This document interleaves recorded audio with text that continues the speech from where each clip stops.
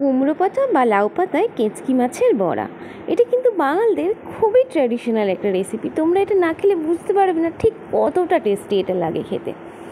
বাবা বাজার থেকে নিয়ে এসেছিল কেঁচকি মাছ, সেটা দেখেই আমার বায়না আমি বড়া খাবো লাউ পাতা বা কুমড়ো পাতায়, কিন্তু কোনো পাতাই এখানে পাওয়া যাচ্ছিল না। অরিন্দম আবার অনেকটা গিয়ে মাসি বাড়ি থেকে কুমড়ো পাতা জোগাড় করে নিয়ে আসে।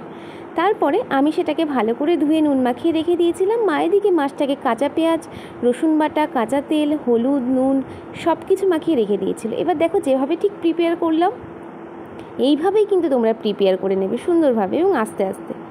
এরপরে কড়াইতে তেল দিয়ে দেবে অল্প পরিমাণে, তেলটাকে ভালো করে ছড়িয়ে নেবে।